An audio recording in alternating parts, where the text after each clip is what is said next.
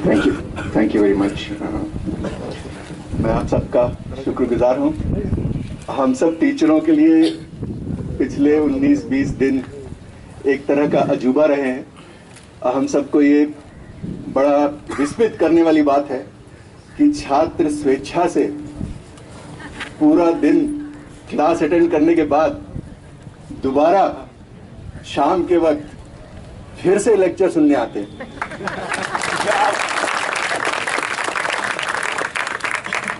तो जिस विषय पे मैं बोलना चाहूंगा आज वह है विश्व दृष्टि, विश्वविद्यालय और राष्ट्र। तो ये इनमें से कुछ शब्द बहुत बड़े बड़े हैं और कुछ शब्द ज़्यादा बड़े न भी हों तो उन पर बड़ी बड़ी बातें हुई हैं। तो सीधे तौर पर, सरल तौर पर मैं आपको बता दूं कि मैं क्या कहने वाला हूं। मैं ये कहने वाला हूं कि विश्वविद्यालय इसलिए ज़रूरी है कि हम सब के लिए केवल अपनी व्यक्तिगत दृष्टि नहीं बल्कि एक विश्व दृष्टि की ज़रूरत होती है, एक वर्ल्ड व्यू की ज़रूरत होती है। और ये विश्व दृष्टि कोई कुदरती चीज़ नहीं है, कोई चमत्कारी चीज़ नहीं है कि आपकी नज़र में कोई इस तरह का चश्मा, जादुई चश्मा, जिससे आपको हर चीज़, दुनिया की हर चीज़, ब्रह्मांड की हर चीज़ नज़र आने लगे। ऐसी कोई कुदरती अद्भुत चीज़ है नहीं। विश्व दृष्टि का मतलब यह होता है कि एक एकल व्यक्ति के तौर पर आप जहां भी हैं, जिस किसी भी धरातल पर हैं, जिस किसी भी हालात में हैं, जिस किसी भी संदर्भ में हैं, उसको अपनी व्यक्तिगत अनुभव को, अपने आत्मीय अनुभवों को आप जोड़ सकें उन व्यापक सामाजिक मुद्दों से जो आपके इर्द गिर्द घटित हो रही हैं। तो एक बहुत प्रसिद्ध समाजशास्त्री थे, सीसिल राइट मिल्स, अमेरिका के वामपंथी थे, ये मैं पहले से बता दे रहा हूं। तो उनका ये कहना था कि समाज विज्ञान, केवल समाजशास्त्र नहीं, समाज विज्ञान की भूमिका ये होती है कि वो व्यक्ति को अपने व्यक्तिगत अनुभव और अपनी निजी परेशानियां, पर्सनल ट्रबल्स, इनको वो व्यापक सामाजिक मुद्दों से, पब्लिक इश्यूज से जोड़ सके। तो विश्व दृष्टि का मतलब यही है। और विश्वविद्यालय का काम है आपको एक बनी बनाई विश्व दृष्टि थमाने का काम नहीं है विश्वविद्यालय का। विश्वविद्यालय का असली काम यह है कि आप में वह विवेक जगाए जिससे कि आप अनेक विश्व दृष्टियों को परख सकें, उनका आकलन कर सकें और आपको जो भी भाता हो बाद में उसको सतर्क, तर्क सहित, कुछ कारण सहित, केवल तर्क नहीं होंगे, कुछ भावुकता भी होगी, लेकिन सोच समझ कर उसे अपनाएं। तो अगर विश्वविद्यालय का काम यह है तो विश्वविद्यालय अपने आप में क्या है? तो मैं अपनी बात इसी से शुरू करना चाहूंगा, इस अद्भुत जमावड़े से। आप सब अपनी अपनी जगह अकेले व्यक्ति हैं, आपका व्यक्तित्व है, अच्छी खासी आपकी शख्सियत है, आप सब कोई न कोई हो।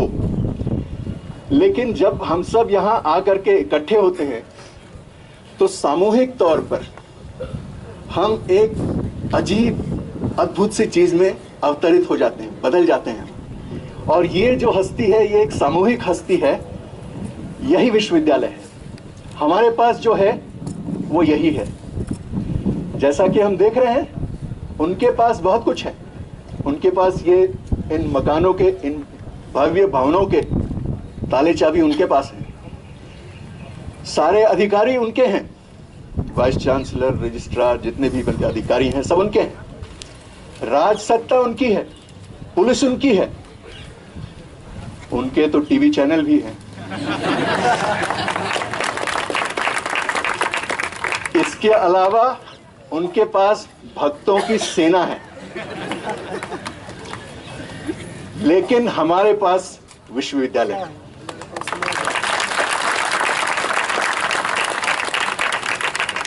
ईंट पत्थर की इमारतों से विश्वविद्यालय नहीं बनता, चाहे जितना उस पर आप ताला लगा लीजिए, बिजली मत दीजिए।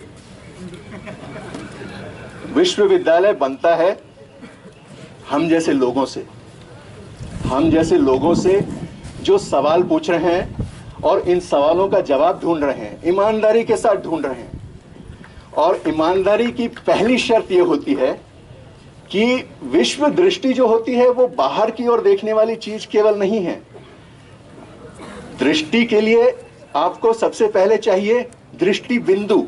To have a view you need a point of view, you need a stand point. दृष्टि बिंदु का मतलब स्टैंड पॉइंट।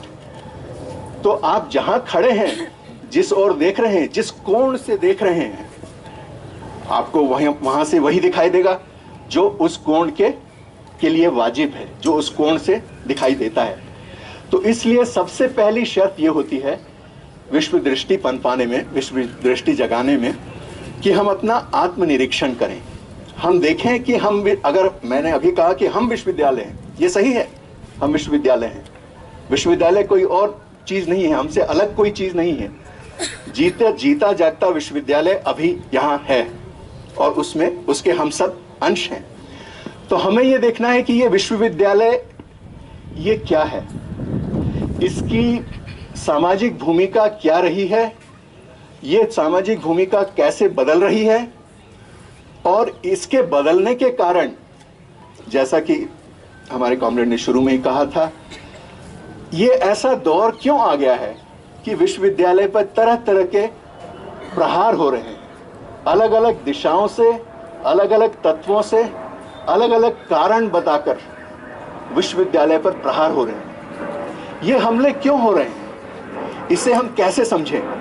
तो इसके लिए जरूरी है कि हम शुरू करें विश्वविद्यालय की समीक्षा से, उसकी सामाजिक भूमिका क्या रही है और कैसे ये बदल रही है।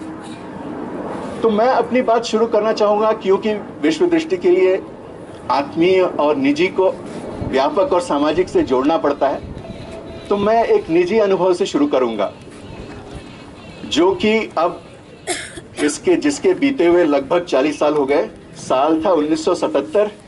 मेरा सबसे पहला राजनीतिक प्रदर्शन, प्रोटेस्ट मार्च जिसमें हम लोग गए थे, वो प्रोटेस्ट मार्च भी देखिए संयोग से एक ऐसे व्यक्ति के लिए था जो देशद्रोह की अभियोग में बंदी था।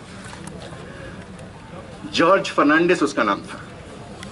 तो एक बहुत उन दिनों का जाना माना ट्रेड यूनियन लीडर था, रेलवे मेंस यूनियन का लीडर था, बंबई के बंदरगाह के यूनियन का लीडर था, कई और यूनियनों का लीडर था।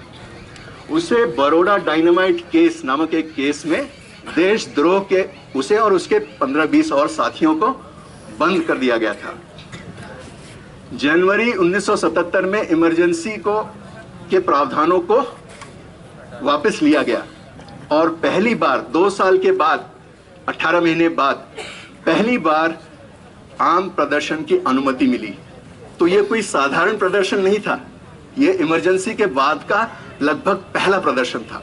और मेरे लिए तो खैर, ये मैं सेकेंड ईयर में था उस समय, थर्ड ईयर में अभी आया था, सेकेंड ईयर में इमरजेंसी लग गई थी, बीए कर रहा था। तो हम लोग गए थे आईटीओ की क्रॉसिंग से, हमें वो जो सुप्रीम कोर्ट तक करीब 500 गज हमें चलने दिया गया होगा, और उसके बाद फिर सबको समेट करके वो बस जो होती है उसमें भर करके ले आया गया। तो हम लोग सब वही नारे वारे चिल्लाते हुए गए कि रिहा करो, रिहा करो, जॉर्ज फर्नांडिस रिहा करो। तो मुझे एक तरह से, मैं आपके सामने जो बोल रहा हूं उसका शीर्षक यह भी हो सकता था, देशद्रोह से देशद्रोह तक। 1977 के देशद्रोह से हम कितनी दूर आ गए हैं। आज भी आपके विश्वविद्यालय पर, पूरे विश्वविद्यालय पर, किसी एक व्यक्ति, 2-4 व्यक्ति पर नहीं, पूरे विश्वविद्यालय पर यह आरोप लग रहा है कि यह देशद्रोही है। तो इसीलिए मैं आपको यह बता देना चाहता था कि मैं जब विश्वविद्यालय की मेरी पहली राजनीतिक जो अनुभव रहा, वो भी संयोग से देशद्रोह से ही जुड़ा था। दूसरा जो हम लोगों ने, हमारे साथियों ने जो मेरे साथ थे उस समय राजनीतिक काम किया, उन्हीं दिनों हमने चुनाव प्रचार किया। किसके लिए किया? एक बहुत बड़ी हस्ती थी, अब भी हैं, अटल बिहारी वाजपेयी, इनके लिए हमने चुनाव प्रचार किया। उन दिनों पूरी तरह से हमारी समझ नहीं बनी थी। मोटे तौर पर हम जानते थे कि हम लोग किसी तरह के वामपंथी हैं, पूरी तरह से तय नहीं हो पाया था कि समाजवादी हैं, वामपंथी हैं, और वो इस तरह की बहसें चल रही थी। लेकिन ये तय था कि इमरजेंसी के खिलाफ, कांग्रेस पार्टी के खिलाफ अगर बिजली का खंभा भी खड़ा होता है तो उसके लिए भी हम चुनाव प्रचार करेंगे। तो हमने पूरी ईमानदारी के साथ अटल जी के लिए आरएसएस के लोगों के साथ मिलकर, समाजवादी पार्टी के लोगों के साथ मिलकर, कई वामपंथी दलों के साथ मिलकर घर घर जाकर के हमने प्रचार किया था। और हमारे को काम सौंपा गया था, क्योंकि हमें अंग्रेजी बोलनी आती थी थोड़ी बहुत, तो हमें भेजा गया सरकारी मकानों में, जो मंदिर मार्ग और जो गोल मार्केट के बीच जो सरकारी मकान है, मल्टी स्टोरी फ्लैट, तो उसमें भेजा गया। हमारे इम्तिहान होने को थे, ये जनवरी और मार्च के बीच का ये दरमियान है, और मार्च और अप्रैल में इम्तिहान होते हैं, सब परीक्षाएं होती हैं। और आपके साथ भी शायद आजकल ऐसा ही कुछ हो रहा होगा। हमारे सारे टीचरान हमें रोकते थे, कॉलेज में रोकते थे, ये सब क्या कर रहे हो, बंद हो जाओगे, करियर तुम्हारा बर्बाद हो जाएगा। लेकिन विश्वविद्यालय में एक तरह का माहौल था, एक खास तरह की ऊर्जा थी और एक खास तरह का जोश था, जिसने हम लोगों को, मैं केवल अपनी बात नहीं कर रहा, मेरे जैसे बहुत 20-30 लोग और थे, उन्होंने ऐसा काम उस समय किया। जबकि अभी तक वो समय नहीं आया है, लेकिन दुख की बात है कि बड़ा करीब लग रहा है। वो जितना डरावना वो समय था, हमारे जिस विभाग में मैं अभी पढ़ाता हूँ, उसके एक दिल्ली विश्वविद्यालय के उस विभाग से, समाजशास्त्र विभाग से, एक छात्र और एक शिक्षक बंद हो गए थे। लगभग 1.5 साल तक वो बंद रहे। तो ये कोई हंसी ठिठोला नहीं था। सड़क पर उतरना उस जमाने में बहादुरी का काम था, और अगर हम में ये बहादुरी जगी तो इसे विश्वविद्यालय ने जगाई। तो एक तरह से विश्वविद्यालय एक ऐसा माहौल है जो हमें अपने जो निजी जो डर लगता है, हर व्यक्ति को, हर इंसान को डर लगता है, हर इंसान को ये परेशानी होती है, चिंता होती है अपने भविष्य के बारे में, तो उस चिंता से ऊपर उठने का एक अवसर देता है। ऐसा नहीं, और अगर हम विश्वविद्यालय की हिफाजत करना चाहते हैं तो इसी वजह से हम करना चाहते हैं कि विश्वविद्यालय ही उन संस्थानों में से एक है जो हमको अपने स्वार्थ से ऊपर उठाता है। तो ये मैंने शुरू किया अपने निजी अनुभव से। मोटे तौर पर विश्वविद्यालयों की सामाजिक भूमिका शुरू से ये रही है, आधुनिक काल में ये रही है और आज भी ये है कि वो वर्चस्ववादी तबके के लिए काम करती है, और मोटे तौर पर आज भी ये सही है। इस बात को मानने में हमें परहेज नहीं होना चाहिए, और ईमानदारी की शुरुआत यहीं से होती है। हम सब आज़ादी वाला नारा तो हम लोग जानते ही हैं ना, और कई सारी चीज़ें हम गिना देते हैं कि हमें हम क्या चाहते के उत्तर में हम कई चीज़ें गिना देते हैं, लेकिन नारे लगाते वक्त हम ये नहीं गिनाते कि हमें नौकरी भी चाहिए। लेकिन ये सही है, इसमें हमें कोई परहेज नहीं होना चाहिए, कोई संकोच नहीं होना चाहिए। तो विश्वविद्यालय को ऐसा होना चाहिए कि वो हमें नौकरी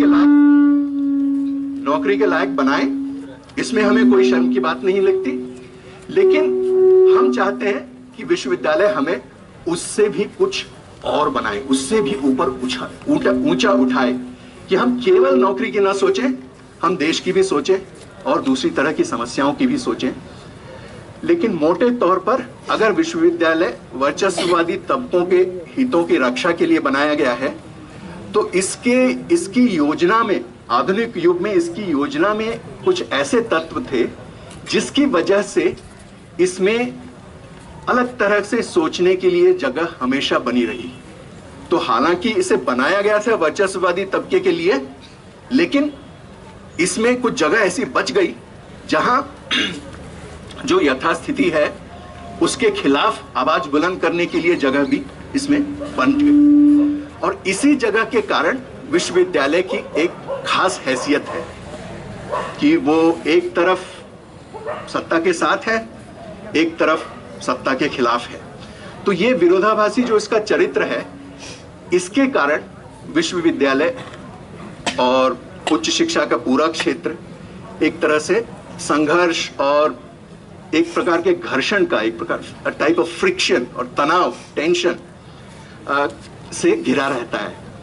हमारे जैसे देश में,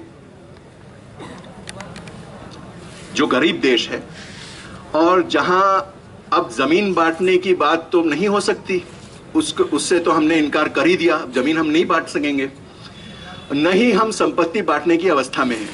आज के न्यू लिबरल युग में, पहले सतयुग, द्वापर, कलयुग, और जो कलयुग के बाद आता है वो है न्यू लिबरल युग। तो हम हैं न्यू लिबरल युग में। तो इस न्यू लिबरल युग में संपत्ति के बांटने की बात तो नहीं हो सकती। तो अगर हम एक लोकतांत्रिक देश रहना चाहते हैं और हम एक भीषण विषमताओं से घिरा देश रहना चाहते हैं, अगर हम चाहते हैं तो हमारी ये दोनों इच्छाएं साथ साथ पूरी नहीं हो सकती।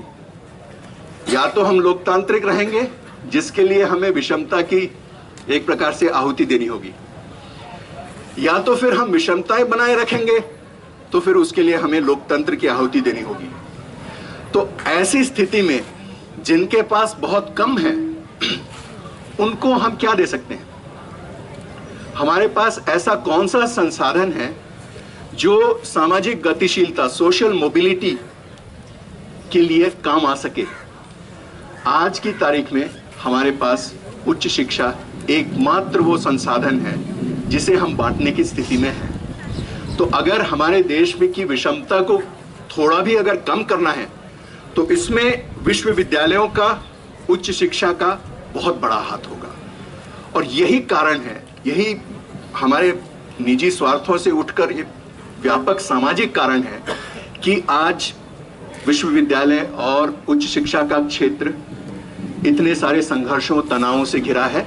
इस पर एक घमासान मचा हुआ है आजकल, और इसके बारे में मैं आपको संक्षेप में थोड़ा सा बता दूं। ये मेरे रिसर्च का विषय भी है, तो इस पर जैसा कि होता है कुछ लंबा बोल जाने का जोखिम हमेशा बना रहता है, लेकिन मैं कोशिश करूंगा इसे संक्षेप में बोलने की।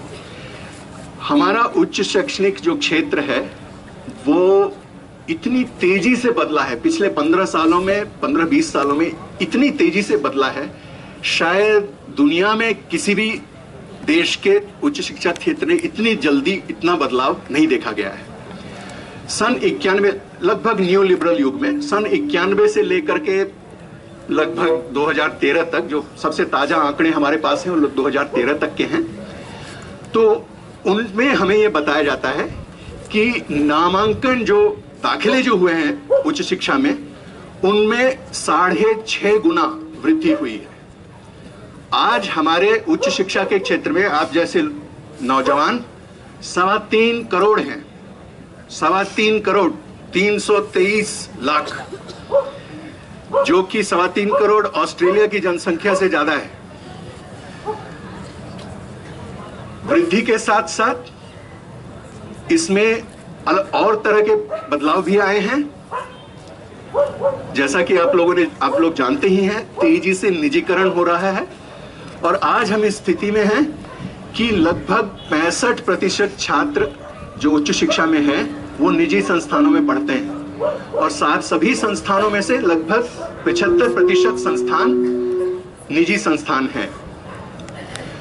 तो एक तरफ निजीकरण हुआ है, एक तरफ बहुत बेतहाशा वृद्धि हुई है। इसके बावजूद जो ग्रॉस एनरोलमेंट रेशियो कहलाता है, यानी सकल नामांकन दर, हिंदी में कह देने से शायद कोई खास फायदा नहीं होगा, लेकिन ये आंकड़ा हमें बताता है कि जो उच्च शिक्षा योग्य आयु वर्ग है, एज ग्रुप है, उसका कितना प्रतिशत वाकई उच्च शैक्षणिक संस्थानों में दाखिला लिए हुए है, यानी एनरोल्ड है। तो ये प्रतिशत अब सरकार हमें बताती है कि ये लगभग 24% है।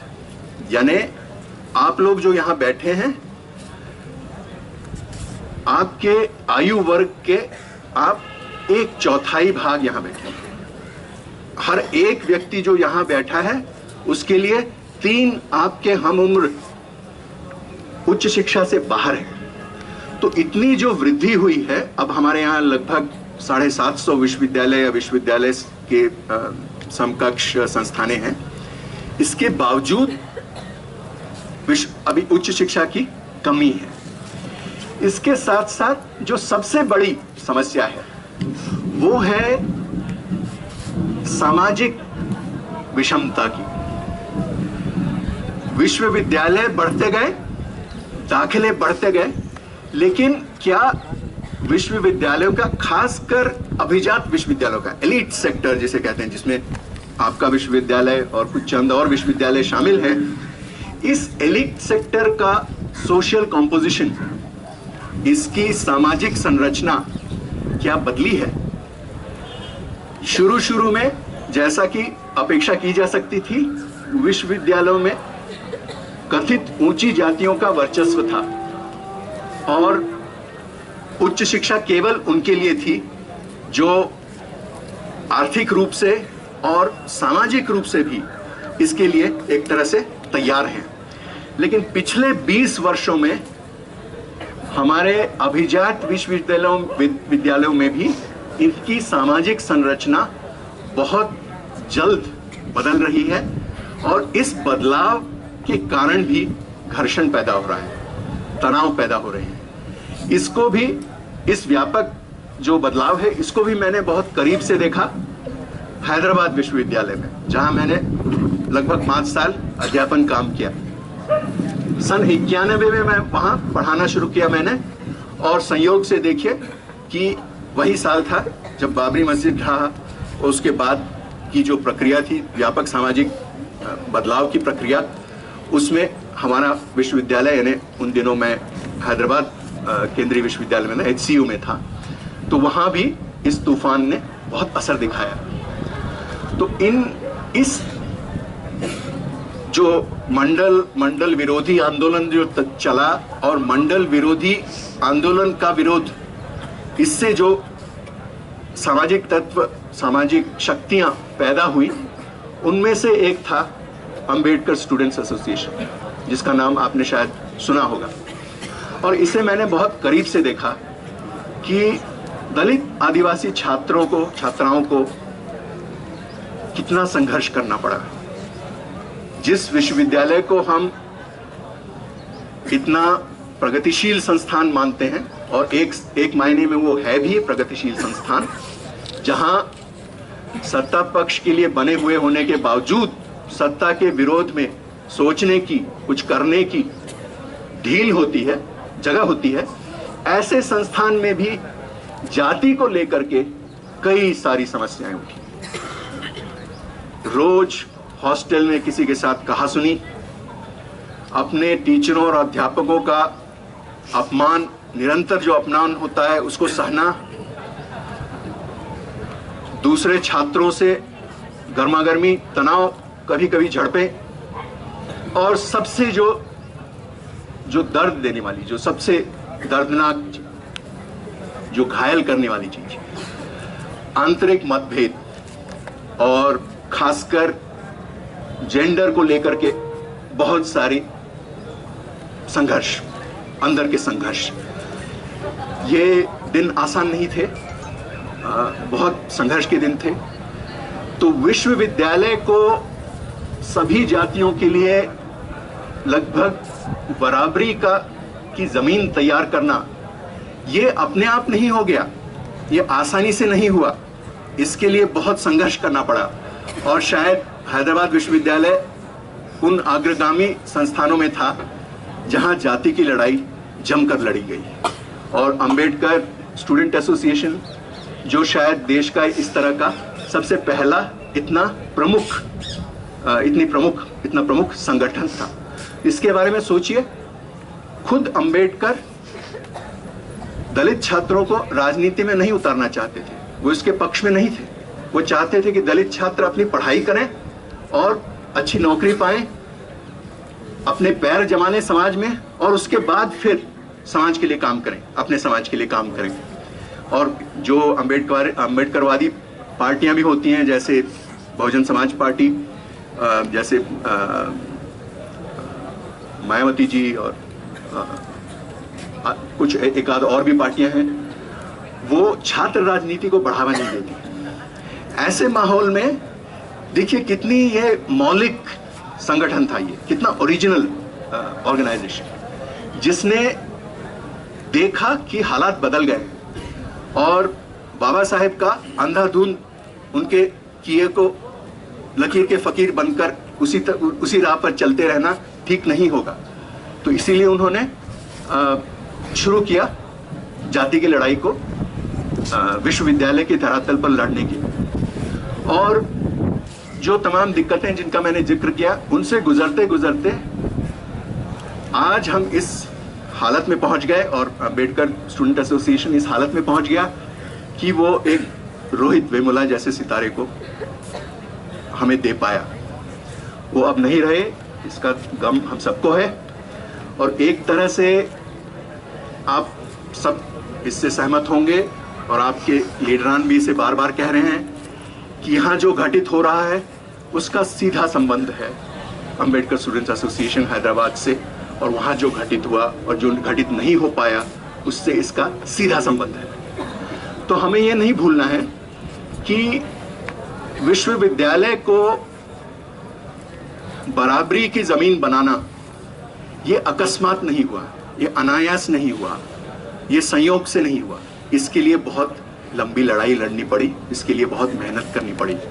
लेकिन इसका असर अब देखिए कि आज हम दावे के साथ कह सकते हैं कि हमारे समाज में अगर कोई संस्थान ऐसा है जो व्यापक रूप से समावेशी है, इंक्लूसिव है, और जहां कमोबेश बराबरी है, मोर और less equal and all inclusive, तो वह है विश्वविद्यालय। आप संसद को देख लीजिए, संसद में महिलाएं नहीं है, नहीं के बराबर है। कामकाजी दुनिया को देख लीजिए, अगर समावेशी है तो बराबरी नहीं है, बराबरी है तो समावेशी नहीं है। तो आप खुद सोचिए, गिनाइए मुझे कोई ऐसा संस्थान जहां सब तरह के लोग भी हों और उनमें आपस में बराबरी भी हो। ये आज की तारीख में केवल विश्वविद्यालय ये कर पा रहा है। तो इसलिए क्योंकि ये एक नए तरह के सामाजिक अनुभव की भूमि है ये विश्वविद्यालय, तो आप इसे केवल अपनी निजी चीज मत समझिए, ये समाज के लिए बहुत बड़ी चीज है। कि हमारे यहाँ 60 साल लग गए, इतने दशक लग गए एक ऐसा संस्थान तैयार करने में। दोनों साथ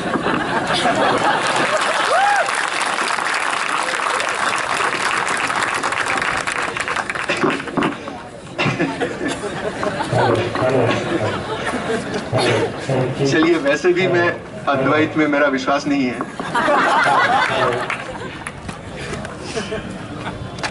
तो मैं ये कह रहा था कि चूंकि विश्वविद्यालय एक नए तरह के सामाजिक अनुभव की संभावना उत्पन्न कर रहे हैं, जो पहले जिसकी संभावना हमारे यहाँ पहले कहीं नहीं थी, इसीलिए इन विश्वविद्यालयों में, खासकर अभिजात विश्वविद्यालयों में, जाने माने विश्वविद्यालयों में, जहां कई कारणों से ये प्रक्रिया, इसका निखार यहां देखने को मिलता है।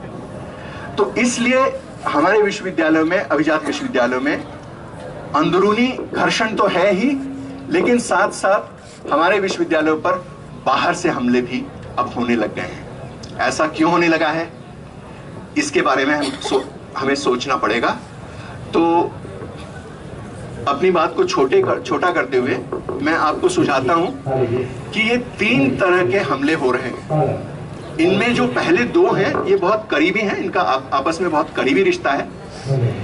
एक तरह का हमला हो रहा है राजनीतिक दलों से, जैसे कि अखिल भारतीय विद्यार्थी परिषद और इनके साथ के जो संस्थाएं हैं, दल हैं, जैसा हुआ उदयपुर में, जैसा हुआ अभी ग्वालियर में, जैसा हुआ लखनऊ में, और कई आप खुद जानते होंगे ऐसे बहुत सारे हमले हो रहे हैं। ये हमले किस कारण से हो रहे हैं या इनके लिए क्या बहाना बनाया जा रहा है? बहाना ये है कि या तो भारतीय संस्कृति या हिंदू धर्म पर किसी प्रकार का उसका अपमान किसी तरह से हुआ है या उसकी अवहेलना हुई है, इस तरह के दावे के साथ हमले हो रहे हैं। जो दूसरे तरह के हमले हैं ये इन संस्थाओं से जुड़े हुए हमले हैं, लेकिन यहाँ हमला कोई राजनीतिक दल नहीं कर रहा, यहाँ राज सत्ता सीधे हमला कर रही है पुलिस के जरिए। और ये इसके उदाहरण हैं हैदराबाद विश्वविद्यालय और आपका विश्वविद्यालय, जहां सीधे सीधे पुलिस आई है, पुलिस कार्रवाई कर रही है। और यहां जो कारण बताया जा रहा है वो देशद्रोह का कारण है, मोटे तौर पर देशद्रोह। और भी छोटे मोटे कारण हैं साथ में, लेकिन जो मुख्य कारण है वो देशद्रोह का बताया जा रहा है। और तीसरा जो हमला हो रहा है वो इन दोनों से बिल्कुल अलग है, जिसके बारे में हमें और सोचना होगा, क्योंकि ये बहुत गंभीर मामला है। ये तीसरा हमला जो हो रहा है ये आम जनता की तरफ से आ रहा है। आप सब जानते हैं कि जेएनयू और मुनीरका के बीच में एक संकरी सी सड़क है। वो संकरी सी सड़क अब इतनी बड़ी खाई में कैसे बदल गई आज, लेकिन ये हकीकत है कि वो संकरी सड़क नहीं रह गई, वो बड़ी खाई बन गई है। तो आम जनता से जो हमले हो रहे हैं या विरोध हो रहा है वो कुछ ऐसे मध्यम वर्गीय या उच्च वर्गीय लोगों की तरफ से हो रहा है, और कुछ श्रमिक लोगों के साथ, मामूली लोगों के, ऑटो रिक्शा चालकों की तरफ से या अन्य साधारण लोगों की तरफ से हो रहा है। तो ये क्यों हो रहे हैं? जो धनी लोग हैं, जो आम लोग हैं, वो विरोध कर रहे हैं। वो उसके लिए एक भाषा तैयार की गई है अभी हाल में, वो है करदाता की भाषा, टैक्स पेयर। तो टैक्स पेयर को हिंदी में कहते हैं करदाता। कर का मतलब टैक्स और दाता का मतलब देने वाला, टैक्स पेयर। तो आप सब चूंकि देशभक्त तो है ही, तो राष्ट्रीय गान तो आपको आता होगा। तो आपको पहली पंक्ति याद है कि भारत भाग्य विधाता। तो आज भारत का भाग्य विधाता करदाता है। तो उस करदाता के नाम पर यह कहा जा रहा है कि ये सब सरकारी पैसे से गुलछर्रे उड़ा रहे हैं। तो इसका सामना करना जरूरी है। इसमें कुछ नासमझी हो सकती है, लेकिन ज्यादा तो एक तरह से द्वेष भाव है। द्वेष भाव इसलिए कि अमीर होने के बावजूद ऐसे संस्थानों में अब दाखिला आसान नहीं है, चाहे वो हैदराबाद विश्वविद्यालय हो, चाहे वो जेएनयू हो। तो जब आपके बच्चों को दाखिला आसानी से नहीं मिल पाता है और आप समझते हैं कि आपकी हैसियत ऐसी है कि समाज में कोई चीज आपके लिए वर्जित नहीं होनी चाहिए, हर चीज आपके लिए तैयार होनी चाहिए, आपके सामने थाली पे परोसी जानी चाहिए। तो जब आपको दाखिला नहीं मिलता है तो थोड़ा द्वेष तो होता ही है ना। तो कुछ तो इसकी वजह से है और कुछ इस गलतफहमी से है कि यहाँ बहुत ज्यादा सरकारी पैसा जाया हो रहा है। तो मैंने आपसे कहा कि ये मेरे रिसर्च का विषय है, तो मैंने इस पे कुछ शुरुआती काम किया है। अभी नया काम है, तो इसको प्रकाशित मैं नहीं करूंगा, लेकिन आंकड़े बताते हैं आपके विश्वविद्यालय का जो बजट है, इसके अलग अलग प्लान बजट होता है, नॉन प्लान बजट होता है, सारा मिला करके मोटे तौर पर 300 करोड़ का बजट है। तो इसका 300 करोड़ की औकात क्या है, इसको आप पता लगा सकते हैं दूसरे आंकड़ों से इसकी तुलना करके। और आपने हाल में अखबारों में पढ़ा होगा कि एक हमारे थे श्री विजय मल्ल्या, जो हाल में देश छोड़कर किसी वजह से बड़े दुखी होकर चले गए, तो उनकी तरफ से जो बकाया है वो है 7,000 करोड़। 9,000। हाँ, आप देखिए 9,000 कह रहे हैं तो मैं आपकी बात मान लेता हूँ, लेकिन ये बड़े लोगों का क्या कहना, उनके लिए 7,000 क्या 9,000 क्या।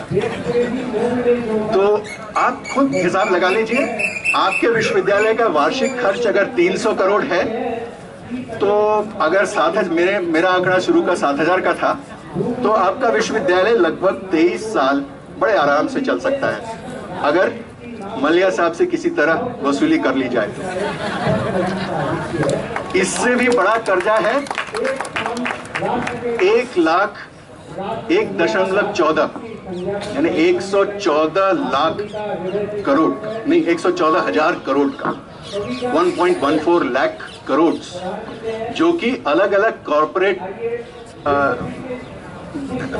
कंपनियों का मिला जुला कर्जा जो सरकारी बैंकों ने उठाया है, जिस कर्जे को, और जिसे हमारी अर्थशास्त्रियों की भाषा में NPA कहा जाता है, नॉन परफॉर्मिंग एसेट, यानी कि भाई पैसे गए।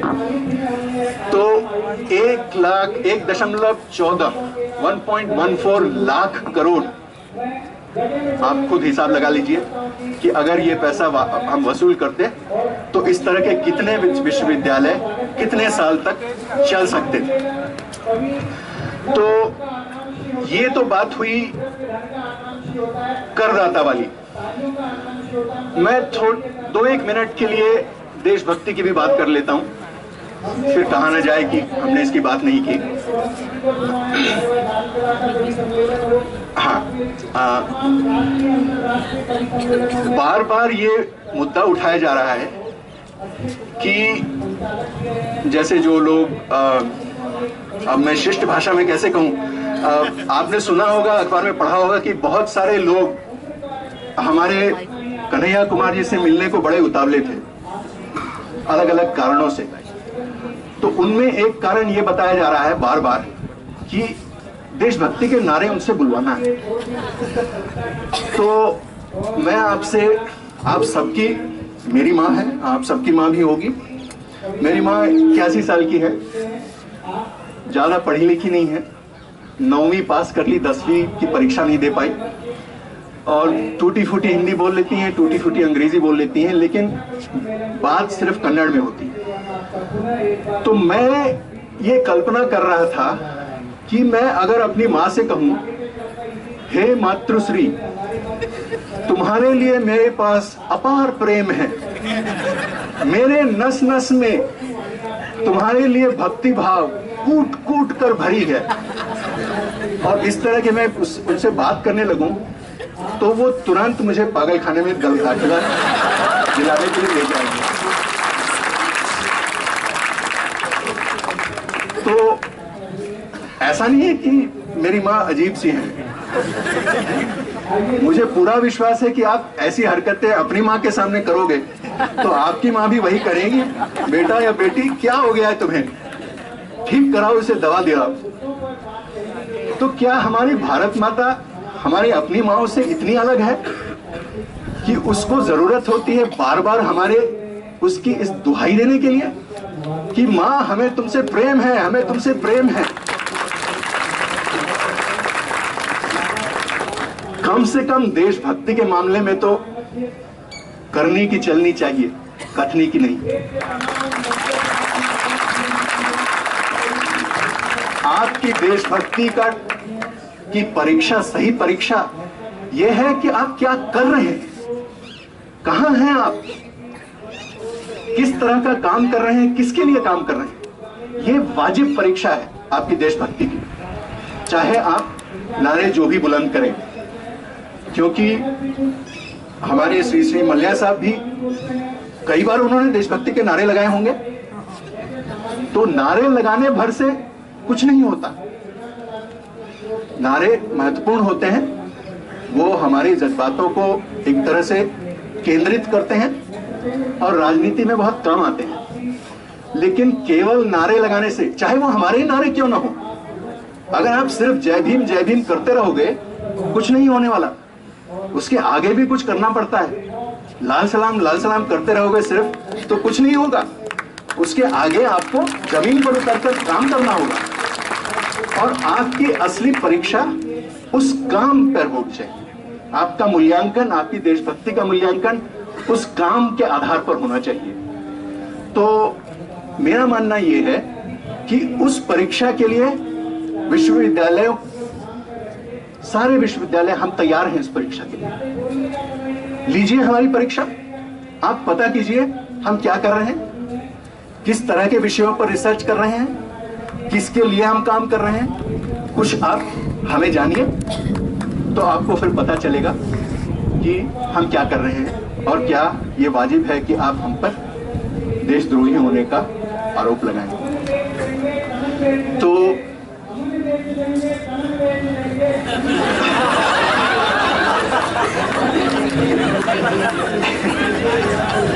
देखिए, ये यहाँ की लोकतांत्रिक संस्कृति है तो सबको बोलने का मौका मिलना चाहिए।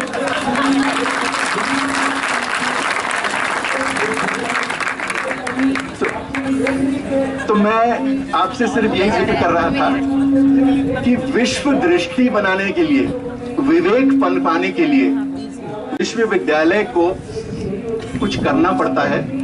केवल विश्वविद्यालय कभी मात्र एक कारखाना नहीं हो सकता जो किसी मशीन के कलपुर्जों की तरह छात्रों को तैयार करे अर्थव्यवस्था में खप जाने के लिए, किसी तरह की नौकरी पा जाने के लिए। मुझे गलत मत समझिए, मेरी तमन्ना है, मेरी आरजू है, मेरी प्रार्थना है कि आप सबको अच्छी नौकरी मिले,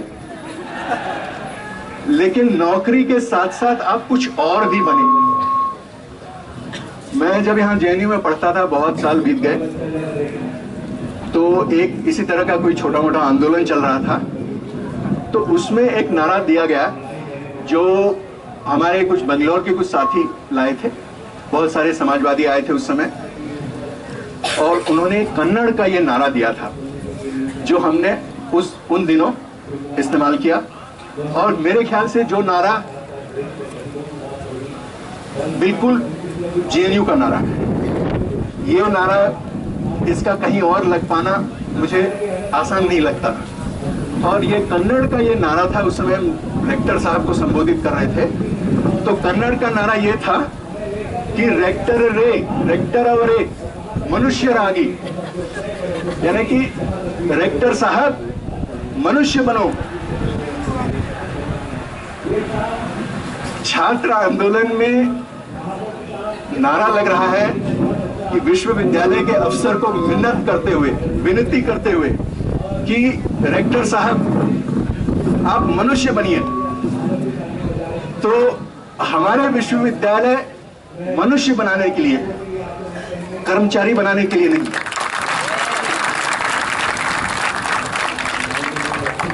तो आप सब, जैसा मैंने कहा कि आप सब खुद विश्वविद्यालय हैं, विश्वविद्यालय का जीता जागता अवतार हैं। तो आप ये मत मानिए कि केवल आप एक विश्वविद्यालय के अवतार हैं, आप हमारे सभी विश्वविद्यालय के अवतार हैं।